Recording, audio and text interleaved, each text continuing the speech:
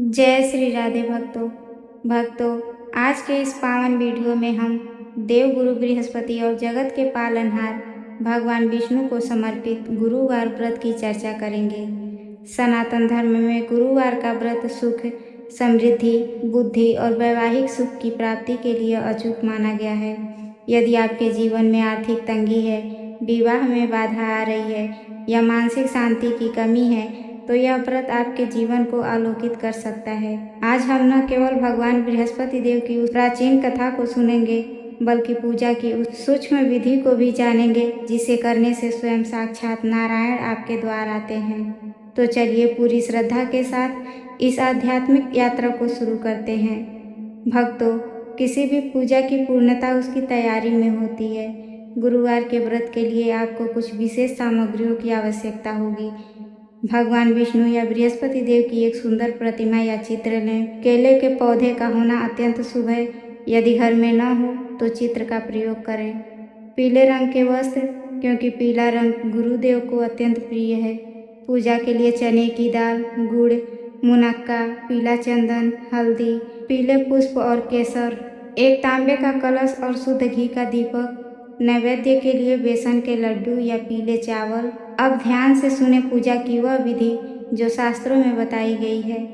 गुरुवार के दिन सूर्योदय से पूर्व उठें। स्नान के जल में एक चुटकी हल्दी मिलाएं। ओम नमो भगवते वासुदेवाय का जाप करते हुए स्नान करें और स्वच्छ पीले वस्त्र धारण करें। अपने मंदिर में बैठकर हाथ में थोड़ा जल और पीले पुष्प लेकर संकल्प लें। हे देव गुरु बृहस्पति, हे भगवान विष्णु, मैं अपना नाम बोलें, अपनी मनोकामना, अपनी इच्छा बोलते हुए कहें, आपके इस व्रत का प्रारंभ कर रहा हूँ या कर रही हूँ, इसे निर्विघ्न पूर्ण करें। गुरुवार के दिन केले के पेड़ में साक्षात बृहस्पति देव का वास माना जाता है। पेड़ की जड़ को जल से सींचें, वहाँ हल्दी से तिलक करें, चने की दाल और गुड़ अर्पित करें। याद रखें, इस दिन केले के फल का सेवन वर्जित है। अब भगवान विष्णु के सम्मुख घी का दीपक प्रज्वलित करें, उन्हें पीले फूलों की माला चढ़ाएं, मुनक्का और चने की दाल का भोग लगाएं। कथा पढ़ते समय अपने हाथ में थोड़े चने के दाने और गुड़ अवश्य रखें। प्राचीन काल की बात है, भारतवर्ष में एक बड़ा ही प्रतापी और उदार हृदय राजा राज्य करता था। उसका खजाना हमेशा भरा रहता था और वह प्रतिदिन दीन दुखियों की सेवा करता था, लेकिन उसकी रानी इसके ठीक विपरीत थी। वह स्वभाव से कंजूस और अधर्मी थी। उसे दान देना व्यर्थ का खर्च लगता था। एक समय की बात है, राजा शिकार खेलने वन गए हुए थे। महल में रानी अकेली थी। तभी भगवान बृहस्पति देव एक साधु का वेश धरकर महल के द्वार पर आए और भिक्षा मांगने लगे। रानी ने द्वार पर आकर कहा, हे साधु महात्मा, मैं इस दान और पुण्य के कार्यों से तंग आ गई हूँ। मेरा सारा समय और धन इसी में निकल जाता है। आप मुझे कोई ऐसा उपाय बताएं जिससे यह सारा धन नष्ट हो जाए और मैं आराम से रह सकूं। साधु रूपी बृहस्पति देव ने रानी की बुद्धि पर तरस खाते हुए कहा, हे देवी, तुम बड़ी विचित्र हो। लोग धन और संतान मांगते हैं, तुम दुखों को निमंत्रण दे रही हो। धन तो ईश्वर की कृपा है, इसे परोपकार में लगाओ। लेकिन रानी अपनी जिद पर अड़ी रही।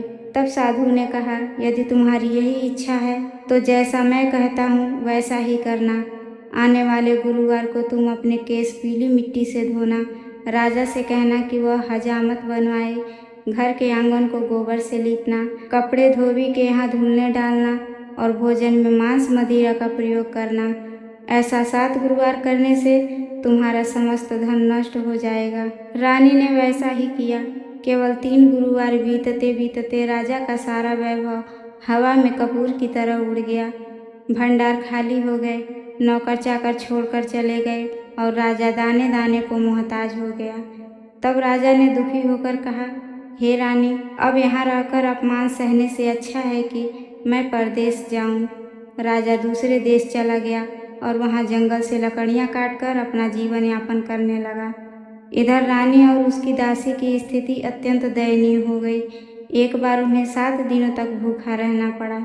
तब रानी ने अपनी दासी से कहा, मेरी बहन पास के नगर में रहती है, वह बहुत धनी है, तुम उसके पास जाओ और कुछ अनाज मांग लाओ। दासी वहाँ पहुँची तो उस दिन गुरुवार था और रानी की बहन कथा सुन रही थी।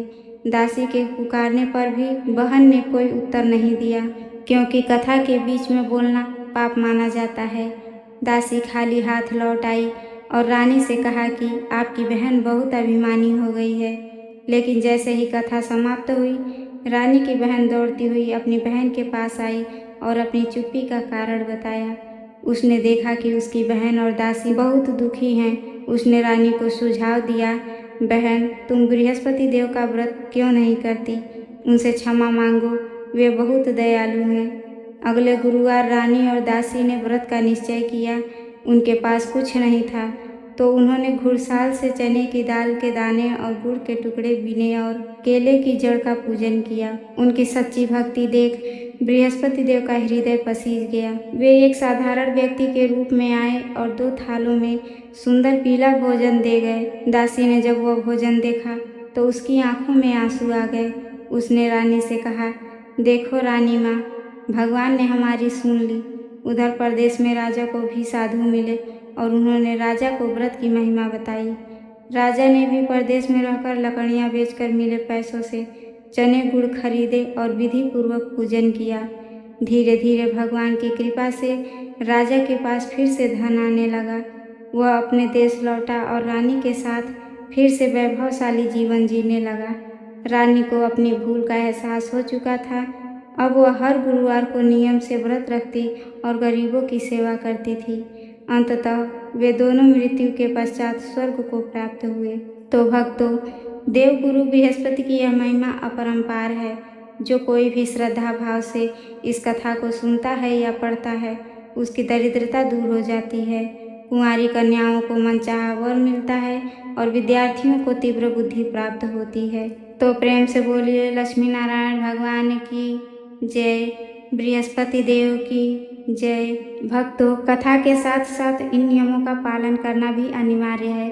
गुरुवार को घर में पोछा न लगाएं और न ही जाले साफ करें। इस दिन बाल न कटवाएं, न ही नाखून काटें। पुरुषों को दाढ़ी नहीं बनानी चाहिए। इस दिन साबुन लगाकर कपड़े धोना वर्जित माना गया है। इस दिन केवल एक समय भोजन करें। भोजन में चने की दाल या बेसन की चीज़ों का प्रयोग करें। नमक का सेवन बिल्कुल न करें, यह व्रत की पहली शर्त है। केले के फल का सेवन इस दिन पाप के समान माना गया है, क्योंकि हम केले के वृक्ष को भगवान मानकर पूजते हैं। जब आपके 16 गुरुवार के व्रत पूर्ण हो जाएं, तो 17वें गुरुवार को इसका उद्यापन करना चाहिए।